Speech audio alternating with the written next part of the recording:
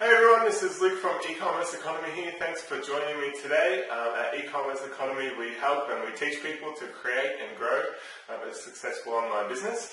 So we're doing a question today which is how do you receive payments on your website? So it's a good question. It changes from country to country. Definitely the most definitely you want to be able to accept credit cards in some format. You can accept credit cards directly from your bank. So what you do, you'd contact your bank and you get an internet merchant account number. Then once you've got that, you go to a payment gateway company. So what the bank does, the bank is the one that settles the money. The payment gateway is the one that's processing the cards, and so they process the cards for you automatically. And then with that payment gateway, you link that to your shopping cart. So from your shopping cart, people go to your payment gateway, or your shopping cart talks to your payment gateway behind the scenes, and then the payment gateway goes to the bank and does all the money. But you don't really have to worry about anything apart from linking with your payment gateway. It's kind of the more expensive way to go. To set up a merchant account, there's fees.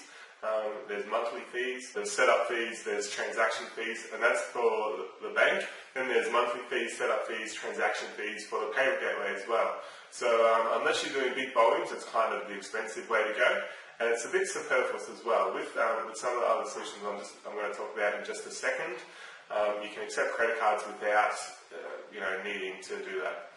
Okay, so the next way to accept money on your website is with a service called PayPal.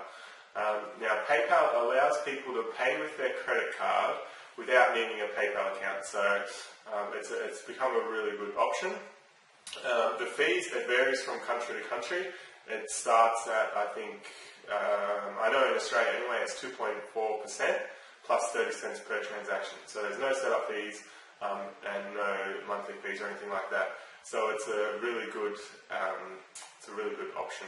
PayPal isn't available in some countries though, but in the West and all developed countries, it's definitely available.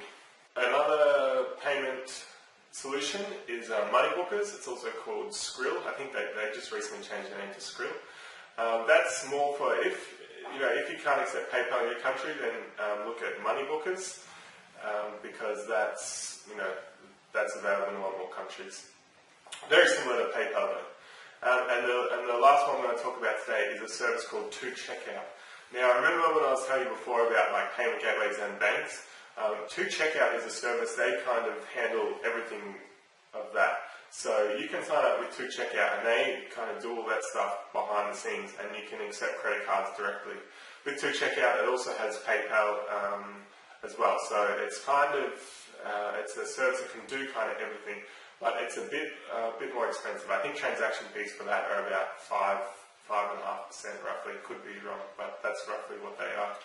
So those are the kind of main ones. I would recommend PayPal, and if you can't get PayPal, look at 2Checkout. And if you're doing big volumes, obviously you would just go directly to your bank.